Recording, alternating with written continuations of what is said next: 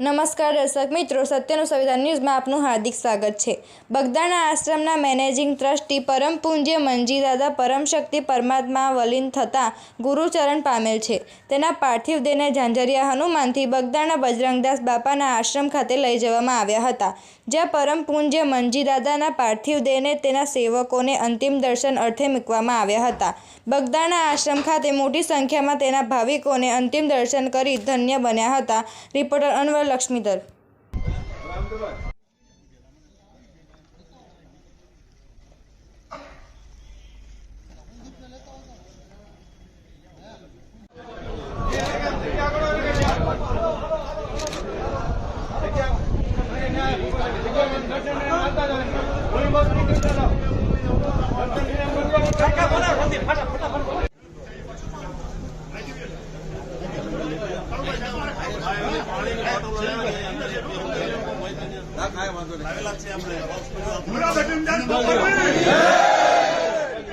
પપ્પા ગણો કે દાદા ગણો એનું કોઈ કહેવા જેવો અર્થ જ નથી કાંઈ।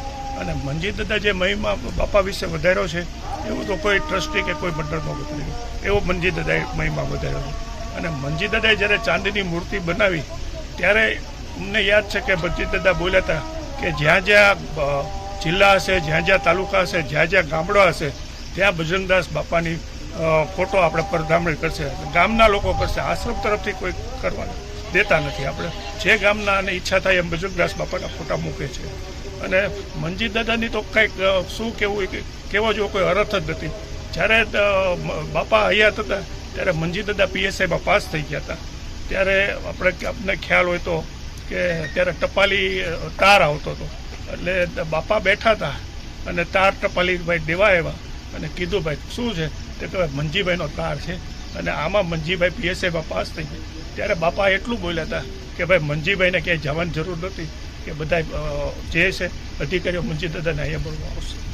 એ અમારા મંજીદાદા હતા। અત્યારે અમને બધાને છોડી દીધા। ચોક્કસ એક પ્રકારે કહી શકે છે કે એક દુઃખની લાગણી છે જ્યારે બાપા જે છે આપણી વચ્ચે નથી। તો બાપાને અત્યારે સુરતથી લાવી રહ્યા છીએ અને અમે બધા સ્વયંસેવકો અને ગુરુભાઈઓ અને નાના મોટા અમારા જે સેવકો છે એ બધાને મંજીદાદાની રાહ બગદાણામાં જોઈ રહ્યા છીએ। અને દાદાને આજે આખો દિવસ 3 વાગ્યાથી કાલના 3 વાગ્યા સુધી દાદાના દર્શનને બધાને લાભ આપવાના છે। બાબુભાઈ સોલંકી, ભાવનગર મારું રહેવાનું છે। બાપાના સાનિધ્યમાં વર્ષોથી બાપાએ જે કર્યું છે તો કોઈ ન કરી શકે, અને બાપાની જે મંજી બાપાની આ ખોટ છે એ તો કોઈ પૂરી જ ન શકે। અને બાપાએ આમાં એમનું લોહી રેડી દીધું છે। જે મંદિરનું અત્યાર સુધી જે કંઈ પણ હિત થયું છે બાપાએ લોહી રેડી દીધું છે। બાપાના ચરણોમાં કોટી કોટી વંદન, અને એમની આત્માને બજરંગદાસ બાપા અને એમની આત્માને શાંતિ મળે એવી પ્રાર્થના કરીએ।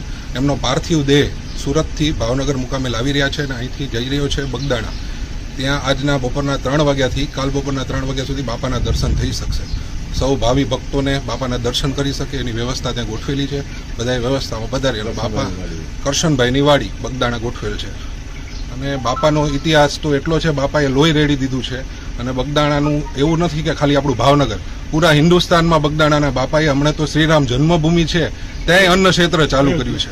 અયોધ્યા જન્મભૂમિ અન્ન ક્ષેત્ર ચાલુ કર્યું છે। એટલે બગદાણાનું જે સેવકો છે એ દુનિયાના કોઈ પણ ખૂણે પહોંચીને સેવા કરી શકે એવા સક્ષમ છે।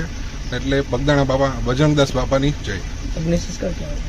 અગ્નિ સંસ્કાર કાલ બપોરે 3 વાગે રાખેલ છે, બગદાણા મુકામે રાખેલ છે। સદગુરુદેવ બજરંગદાસ બાપાના એમને સેવક અમારો પરિવાર તો ખૂબ ભાગ્યશાળી છે કે અમારા વડીલ તરીકે, અમારા પિતાશ્રી તરીકે અમને ભગવાને અમને અમારા આપણા સૌના વડીલ પૂજ્ય મંજી બાપા હજુ અમે માની નથી શકતા કે બાપાએ દેહ છોડી દીધો। કારણ કે હજુ 5 દિવસ પહેલાં તો અમે બધા સાથે અમારી દીકરીના લગ્ન પ્રસંગમાં મોજ કરતા હતા।